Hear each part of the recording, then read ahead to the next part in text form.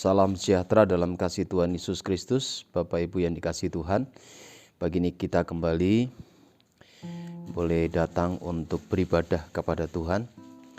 Di waktu-waktu ini mungkin ada banyak Bapak Ibu yang mengalami kesulitan untuk datang ke gereja. Kiranya melalui video ini kita bisa bersama-sama tetap merenungkan kebenaran firman Tuhan dimanapun Bapak Ibu berada. Sebelumnya mari kita menyanyikan sebuah pujian. Curahkan Tuhanku hujan roh-Mu. Bila kita memiliki kerinduan agar roh Tuhan bisa bekerja dalam kehidupan kita, menuntun kita, memberkati kita dengan kuasa-Nya.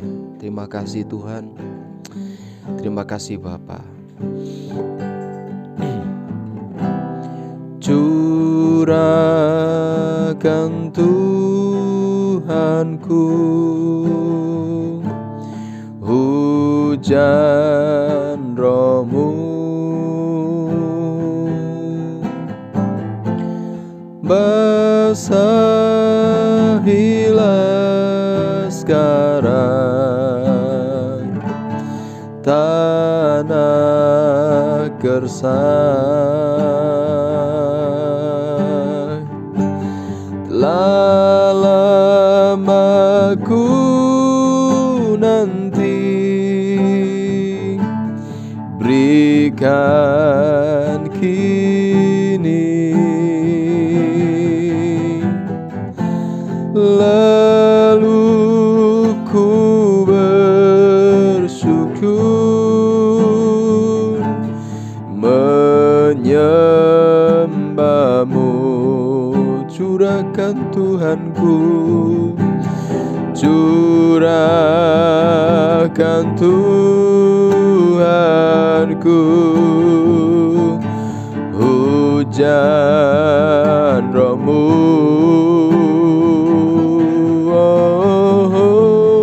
basahilah sekarang tanah gersang. Haleluya. Telah lama ku nanti, berikan kini, lalu ku bersujud menyembah-Mu.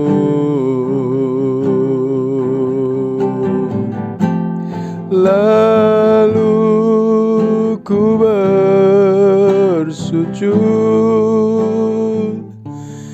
menyembah-Mu. Haleluya. Terima kasih Tuhan Yesus, kami bersyukur pagi hari ini kami boleh datang kepada Engkau, membawa ucapan syukur kami, pujian kami, karena Engkau sudah menolong kami semenjak kami boleh beristirahat. Dan kiranya kami boleh bangun hari ini untuk memuliakan Engkau, untuk meninggikan Engkau, dan juga untuk belajar dari firman-Mu. Berfirmanlah Tuhan, bekerjalah dalam kehidupan kami. Kerinduan hati kami Engkau ialah Roh Kudus, senantiasa menaungi kehidupan kami, menuntun kami dalam jalan kebenaran-Mu. Kami siapkan hati kami untuk mendengar kebenaran firman-Mu. Di dalam nama Tuhan Yesus kami berdoa. Haleluya. Amin. Bapak Ibu Saudara, di edisi spesial pagi hari ini kita akan mempelajari pembelajaran di kitab Wahyu yang terdapat di dalam Wahyu pasal 10 ayat 1 sampai 11. Judul dari pembelajaran kita adalah tentang kitab yang terbuka. Wahyu pasal 10 ayat 1 sampai 11, saya akan bacakan kebenaran firman Tuhan ini. Demikian firman Tuhan.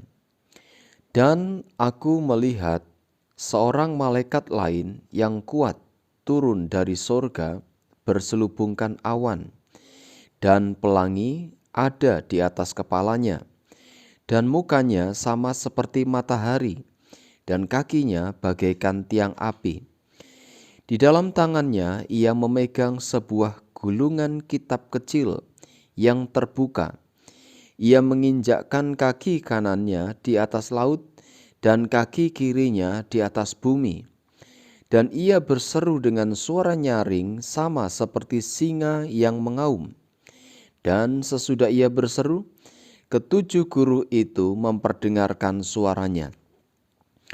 Dan sesudah ketujuh guru itu selesai berbicara, aku mau menuliskannya, tetapi aku mendengar suatu suara dari sorga berkata, meteraikanlah apa yang dikatakan oleh ketujuh guru itu, dan janganlah engkau menuliskannya. Dan malaikat yang kulihat berdiri di atas laut dan di atas bumi mengangkat tangan kanannya ke langit, dan ia bersumpah demi Dia yang hidup sampai selama-lamanya, yang telah menciptakan langit dan segala isinya, dan bumi dan segala isinya, dan laut dan segala isinya, katanya, tidak akan ada penundaan lagi. Tetapi pada waktu bunyi sangkakala dari malaikat yang ketujuh, yaitu apabila ia meniup sangkakalanya, maka akan genaplah keputusan rahasia Allah, seperti yang telah ia beritakan kepada hamba-hambanya, yaitu para nabi. Dan suara yang telah kudengar dari langit itu berkata pula kepadaku, katanya, pergilah, ambillah gulungan kitab yang terbuka di tangan malaikat yang berdiri di atas laut dan di atas bumi itu. Lalu aku pergi kepada malaikat itu dan meminta kepadanya supaya ia memberikan gulungan kitab itu kepadaku. Katanya kepadaku, ambillah dan makanlah dia. Ia akan membuat perutmu terasa pahit, tetapi di dalam mulutmu ia akan terasa manis seperti madu. Lalu aku mengambil kitab itu dari tangan malaikat itu dan memakannya. Di dalam mulutku ia terasa manis seperti madu. Tetapi sesudah aku memakannya, perutku menjadi pahit rasanya.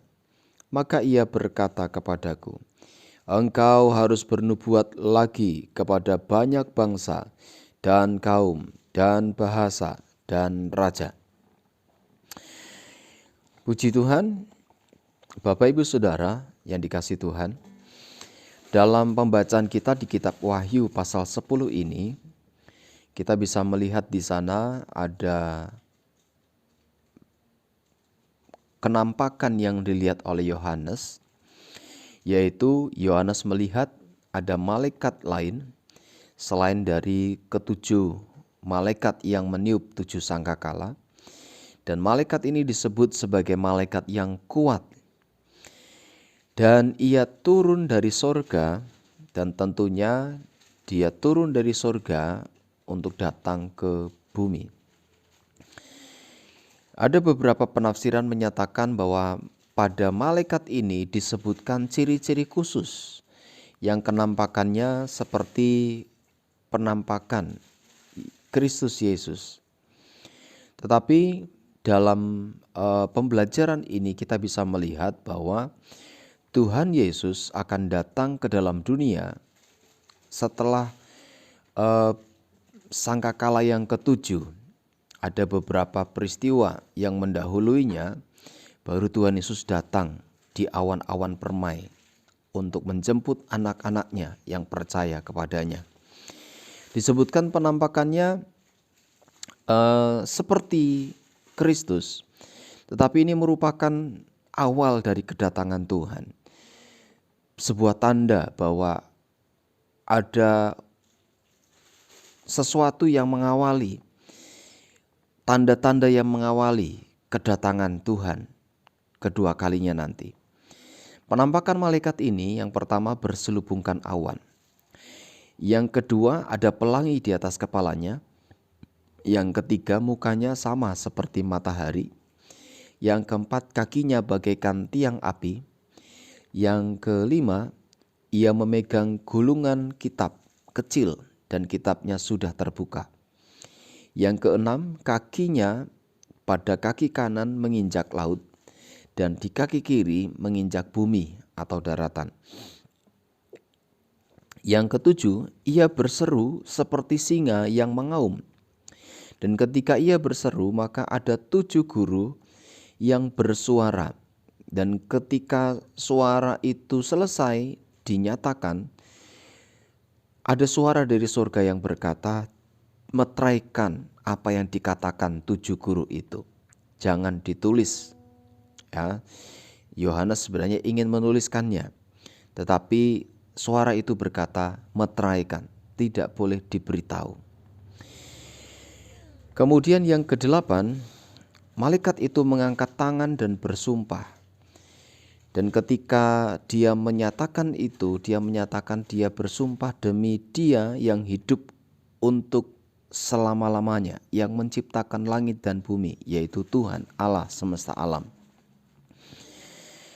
Apa yang dia katakan dengan sumpahnya? Bahwa tidak akan ada penundaan lagi. Jadi waktu secara secara kronologi, urut-urutan waktu menjelang kedatangan Tuhan itu sudah tidak akan ada penundaan lagi.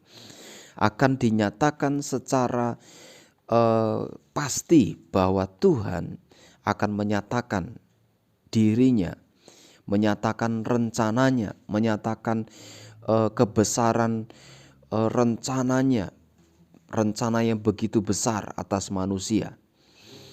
Dan kemudian dinyatakan bahwa penundaan itu tidak akan terjadi setelah sangkakala ke-7 ditiup oleh malaikat yang ke-7. Maka keputusan rahasia Tuhan sudah genap. Apa yang diberitakan kepada nabi-nabi seperti yang disampaikan di dalam Daniel pasal 12 ayat 9, keputusan itu sudah genap. Dan keputusan itu bukan lagi menjadi sebuah rahasia, tetapi dinyatakan. Dan kemudian selanjutnya Yohanes diperintahkan untuk memakan gulungan kitab yang terbuka itu. Seperti peristiwa yang terjadi di Yeskiel pasal 2 ayat 8 sampai pasal 3 ayat yang ke-14. Di sana Yeskiel juga mendapat sebuah penglihatan. Tuhan memberikan gulungan kitab dan diminta untuk dimakan. Dan sama rasanya manis seperti madu. Tetapi setelah memakannya ada perasaan bahwa ada kepahitan yang terjadi. Ada sesuatu yang pahit yang terjadi. Dan Yohanes merasakan pahit itu terjadi di perutnya. Dan keduanya sama-sama diberitahu bahwa mereka harus menyampaikan nubuat. Tetapi perbedaannya di Yeskiel pasal 2, nubuat yang disampaikan hanya kepada bangsa Israel, bukan kepada bangsa-bangsa lain. Tetapi di dalam Yohanes yang disampaikan nubuat, bahwa di dalam kitab Wahyu pasal 10 ini, Yohanes diperintahkan untuk menyampaikan nubuat, bukan kepada bangsa Israel, tetapi kepada banyak bangsa, banyak kaum, banyak bahasa, dan banyak raja-raja. Dan apa yang disampaikan itu? Tentunya nubuat ini adalah nubuat tentang jalan keselamatan yang berasal dari Tuhan Allah, yang sudah ditentukan, yang sudah dinyatakan pada para nabi. Bahkan rahasia itu sudah direncanakan sejak awal mula manusia jatuh dalam dosa, bahwa jalan keselamatan itu akan dinyatakan menjadi sebuah rahasia dan akan dinyatakan. Dan ketika Yesus datang menjadi manusia untuk menyelamatkan dosa manusia, disitulah keselamatan itu dinyatakan secara jelas. Dan kemudian Tuhan Yesus menyatakan, beritakanlah Injil ke segala makhluk, kepada semua bangsa, mulai dari Yerusalem, Yudea, Samaria, dan sampai ke ujung bumi. Artinya pemberitaan keselamatan, nubuat tentang berita keselamatan akan dinyatakan secara terang benderang kepada bangsa-bangsa, supaya bangsa-bangsa mengalami Injil, yaitu kabar gembira. Dan kabar gembira ini adalah tentang bagaimana hidup manusia dapat mengalami Tuhan, dapat mengalami campur tangan Tuhan, dapat mengalami hadirat Tuhan, dapat merasakan kehadiran Tuhan dalam kehidupannya secara pribadi. Tuhan yang tadinya berada dalam satu situasi yang begitu mulia dan kudus, berkenan menyatakan kekudusannya di dalam keselamatannya. Tuhan ingin menyelamatkan manusia yang berdosa ini, agar manusia yang berdosa ini tidak berada dalam kematian, tetapi berada dalam kehidupan. Dan janji keselamatan ini dinyatakan agar manusia bisa mengalami lawatan dan campur tangan Tuhan. Di dalam Lukas pasal yang keempat ayat yang ke-17 sampai ayat yang ke-21, Tuhan Yesus menyatakan sebuah kabar Injil, kabar gembira. Demikian firman Tuhan, Lukas pasal 4 ayat 17 sampai 21. Kepadanya diberikan kitab Nabi Yesaya, dan setelah dibukanya ia menemukan nas di mana ada tertulis, Roh Tuhan ada padaku, oleh sebab ia telah mengurapi aku untuk menyampaikan kabar baik kepada orang-orang miskin. Dan ia telah mengutus aku untuk memberitakan pembebasan kepada orang-orang tawanan dan penglihatan bagi orang-orang buta, untuk membebaskan orang-orang yang tertindas, untuk memberitakan tahun rahmat Tuhan telah datang. Kemudian ia menutup kitab itu, memberikannya kembali kepada pejabat, lalu duduk. Dan mata semua orang dalam rumah ibadat itu tertuju kepadanya. Lalu ia mulai mengajar mereka, katanya, pada hari ini genaplah nas ini sewaktu kamu mendengarnya. Tuhan menyampaikan bahwa nas yang ada di dalam kitab Yesaya digenapi di dalam Tuhan Yesus. Tuhan Yesus sendiri berkata bahwa hari ini apa yang tertulis dalam kitab itu, kitab Nabi Yesaya itu digenapi. Sebuah kabar gembira, kabar penyelamatan, kabar sukacita, bahwa ada pembebasan bagi orang-orang tawanan, ada kabar gembira bagi orang-orang miskin, ada kabar penglihatan bagi orang-orang buta, ada kabar pembebasan bagi orang-orang tertindas, bahwa tahun rahmat Tuhan sudah datang. Dan itu terjadi pada kedatangan Tuhan Yesus, pada saat dia datang menjadi manusia. Dan di dalam Injil Lukas pada pasal yang ke-24 dari ayat yang ke-45 sampai ayat yang ke-49, saat Tuhan Yesus mau naik ke sorga, setelah dia menyelesaikan apa yang harus dia kerjakan di dunia, dia kembali ke surga, dan sebelumnya dia berkata kepada murid-muridnya. Lukas pasal yang ke-24 ayat yang ke-45 sampai 49. Lalu ia membuka pikiran mereka sehingga mereka mengerti kitab suci. Katanya kepada mereka, ada tertulis demikian, Mesias harus menderita dan bangkit dari antara orang mati pada hari yang ketiga, dan lagi dalam namanya berita tentang pertobatan dan pengampunan dosa harus disampaikan kepada segala bangsa, mulai dari Yerusalem. Kamu adalah saksi dari semuanya ini, dan aku akan mengirimkan kepadamu apa yang dijanjikan Bapakku.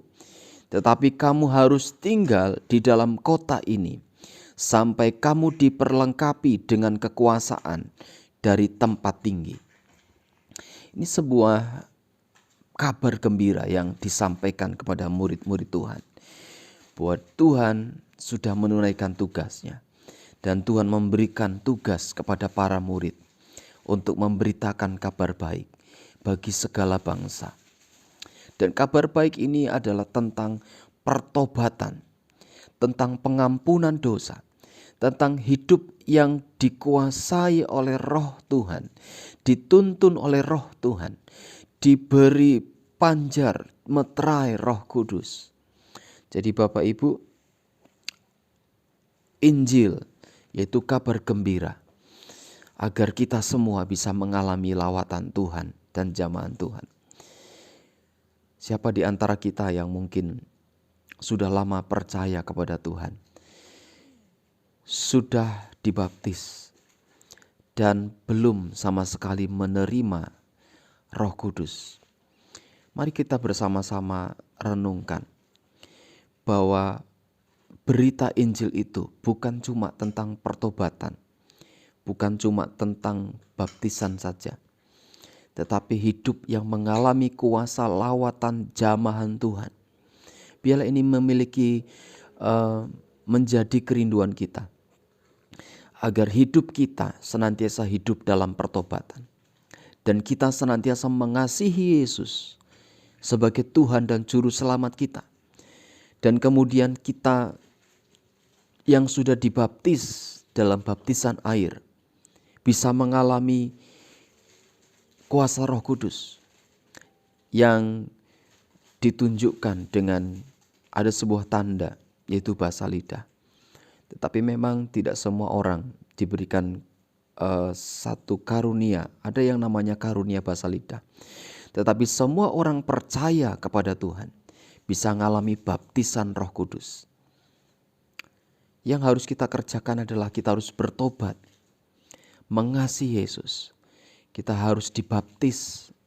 Dan kalau mungkin ada di antara Bapak Ibu yang belum dibaptis, mari nyatakan diri untuk mengalami baptisan.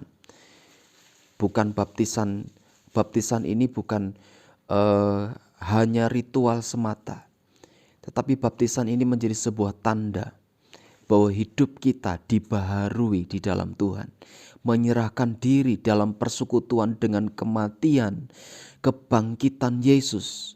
Sehingga ketika kita dibaptis, maka ada sebuah pengalaman baru yang kita akan alami bersama dengan Tuhan. Jangan hanya berhenti sampai Bapak Ibu dibaptis, tapi rindukan pengalaman baptisan Roh Kudus terjadi dalam kehidupan kita. Mari kita rindukan itu boleh terjadi dalam kehidupan kita. Mari kita berdoa kepada Tuhan. Kita akan pujian ini sekali lagi, bila kerinduan hati kita agar Tuhan melawat kita hari ini. Haleluya. Curahkan Tuhanku hujan Roh-Mu, basahilah sekarang tanah gersang. Telah lama ku nanti, berikan kini, lalu ku bersujud menyembah-Mu.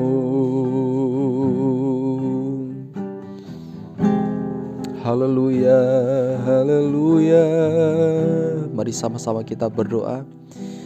Bapak Ibu, silakan Bapak Ibu angkat tangan. Mari kita serahkan hidup kita kepada Tuhan. Rindukan lawatan Tuhan. Baptisan Roh Kudus itu boleh nyata karena kebenaran Tuhan sudah terbuka. Pemberitaan keselamatan sudah disampaikan. Tinggal biarlah hidup kita boleh membuka diri kita untuk Tuhan. Mari kita angkat tangan kita, mari kita berdoa. Bapak Ibu bisa mengikuti saya berdoa. Tuhan Yesus, Aku percaya Engkau adalah Tuhan dan Juru Selamatku. Hari ini aku datang kepadamu, memohon pengampunanmu. Aku bertobat dari segala dosa dan pelanggaranku di dalam nama Tuhan Yesus. Dan saat ini aku minta Engkau hadir, Engkau datang dalam hidupku dan bebaskan aku, Tuhan. Hadirlah Tuhan dalam hatiku sekarang dalam nama Tuhan Yesus. Dalam nama Tuhan Yesus. Terima kasih Tuhan Yesus. Di dalam nama Tuhan Yesus.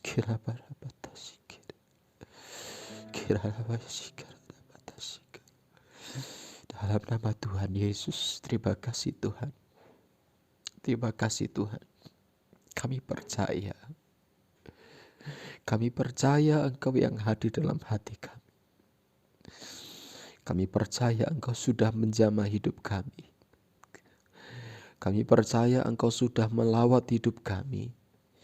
Dan biarlah Tuhan, hadirat-Mu senantiasa kami rindukan. Senantiasa kami rindukan dalam kehidupan kami. Terpujilah nama-Mu Tuhan. Terpujilah nama-Mu Tuhan. Kami bersyukur Tuhan. Kami berterima kasih buat kasih-Mu, buat rancangan-Mu dalam kehidupan kami. Di dalam nama Tuhan Yesus. Terima kasih Tuhan. Kuatkan dan teguhkan hati kami Tuhan. Terima kasih Bapa.